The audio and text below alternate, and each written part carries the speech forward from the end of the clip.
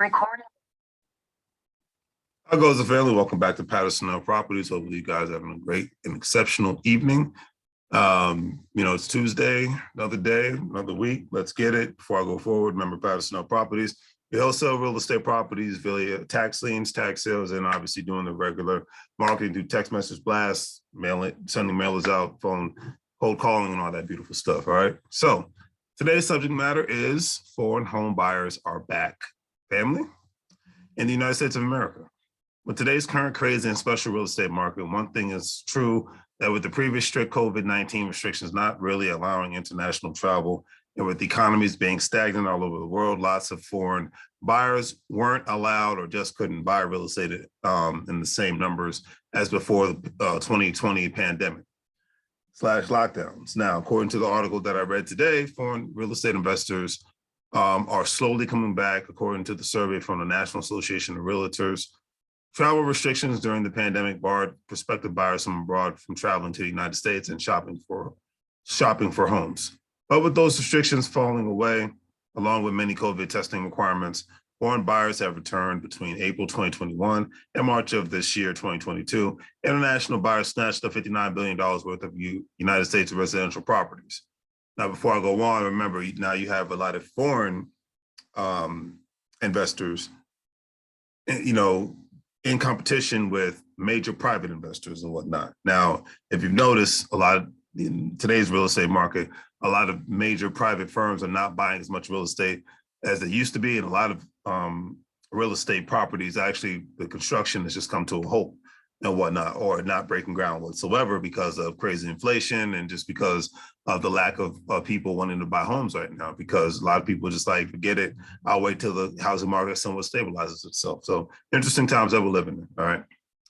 And as I was stating in regards to the $59 billion worth of U.S. residential properties that were purchased by foreign investors, that was up 8.5% from the previous year, breaking a 3-year streak of declines.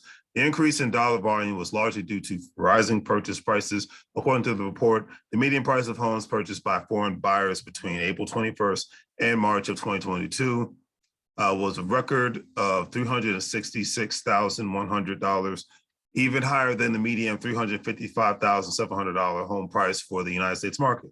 So with the numbers increasing, this is a good news for the sellers of today's market, but it's bad news for other home buying investors and especially real estate investors, because a great example of foreign buyers purchasing most of the real estate is in the area of good old Detroit, Michigan, where tons upon tons of foreign investors have purchased entire neighborhoods for the last 5 to 10 years, so much more, for 10 cents on the dollar too.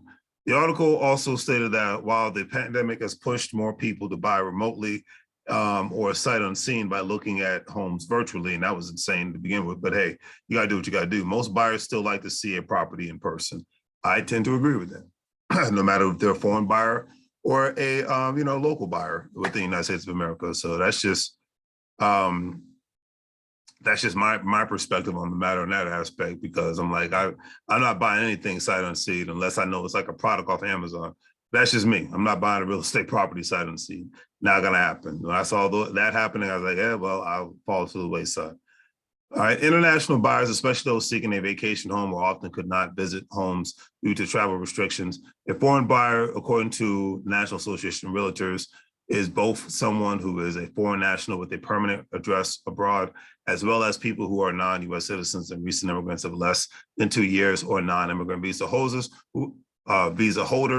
who have been living in the United States for more than 6 months for professional, educational, or other reasons. Florida is overwhelmingly the top location for foreign buyers, with nearly a quarter of international purchases happening there. It is followed by California, Texas, Arizona, New York, and North Carolina. And I could definitely see in the coming future, with California having their economic decline, and New York even possibly, I could see more foreign buyers buying properties there. And in Austin, Texas is starting to have their decline because of having overpriced houses, and it's become the city that, kind of like San Francisco, if you're not in the tech business, you can't afford to buy a house there. Only difference is you just don't have the excessive taxes like you have in San Francisco and California and whatnot. All right, Arizona too, I can see that as well. Especially with Phoenix, Arizona, because Phoenix is a beautiful city. I might live there one day, but it's definitely, with their economy, they got more of a boom and bust thing happening And like Atlanta and like other major cities, Metro, Phoenix, most working people cannot afford to live there. So also remember that foreign buyers only make up 3% of the certain real estate markets throughout the United States and up to 2% nationwide. The article also stated that much larger share of foreign buyers pay in cash, with 44% paying all cash over the past year compared to 24% among all existing home buyers in the United States of America. International buyers are also more likely to purchase a property as a second home, with 44% using it as a vacation home, rental property, or both, compared to 17% among all existing home buyers. And you got to remember, to get an actual home loan in the United States of America, you have to be some sort of a legal resident on some level. You can't just be a person living abroad trying to get a loan. That's why most major foreign buyers come with cash in hand, and they're not looking to, to pay their taxes, they pay the real estate taxes, property tax, personal property taxes, and they'll pay the insurance of the property. Obviously, hopefully they want to remain legal, but they don't have loans on the property because they're not actually citizens of the country, and they don't actually live in the country. Their main address is abroad. So it's something else to take into consideration. The most homes bought by foreigners were purchased by people from nearby Canada and Mexico, which makes a lot of sense. Proximity is a very beautiful thing. And if you got a lot happening if you live in Canada and you got things happening in the US, makes sense. You got things happening in Mexico. A lot of people don't realize a lot of people live in Mexico and they actually come to the United States to work every day to that across the U.S. border and whatnot. That's a very common thing. And then a lot of times, hey, somebody might live in Mexico or Canada. They like, hey, this is my vacation home in the U.S., or hey, it's my rental property home. Hey, I'll Airbnb the home. Hey, and when I come to the U.S., I'll stay there when I want to. So it's just something to think about. The world is much more international than most people give it credit.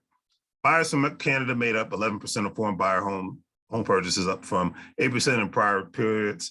Buyers from Mexico purchases 8% last year, up from 7%. They were followed by buyers from China, India, Brazil, Colombia, Germany, United Kingdom, France, and Japan. So real estate investors, you have some serious competition to deal with. And the article ended on this note stating that the share of international buyers is expected to increase even in the face of supply shortages that have purchased home prices higher and rising mortgage rates. The strong dollar may deter some foreigners from buying here in the United States, but many are purchasing in all cash, so the swings in the dollar isn't a deal breaker. They will begin to step up in the next year. Even with sky-high real estate prices, U.S. properties are still a relative deal for many international buyers. A typical property costs $28,000 per square meter in Hong Kong, $26,000 in London, and $10,000 in Toronto. Meanwhile, it is $8,000 per square meter in San Francisco and just $3,000 in Miami. So there you go. The numbers don't lie, family. And especially with all the craziness that's happening in China right now, seeing where people, and this is what living in America is a beautiful thing, because you had investors in a certain province in China. They could not take the money out of the bank, and if they could only take a certain amount of money out of the bank. And that specific province were telling people that, because of COVID restrictions, they had to stay in their homes and whatnot. And when everybody tried to go to the bank to get the money out, when they left the bank, when they were told no, they were met with soldiers and tanks. So just something to think about, it gets real out here. So I could see more investors from China coming to the US or any other Western country to put their money in, because they'll see that it's way more safer than investing in their own country. And I leave it at that. So on that note, family, do the great thing for your things, like, share, and subscribe. Hope you guys have a great day. If you're a stock market investor, crypto investor, individual retirement account investor, want to buy a real estate trust known as REITs, don't forget to sign up with WEBULL, Stash, Acorns, Crypto.com. You have the opportunity and Coinbase. You have the opportunity to make some money with those platforms when you sign up with them. All those links are in the description. Do the great thing for your things, like, share, and subscribe. As I always say, make money moves, or you're going to live broad like a fool. Take care.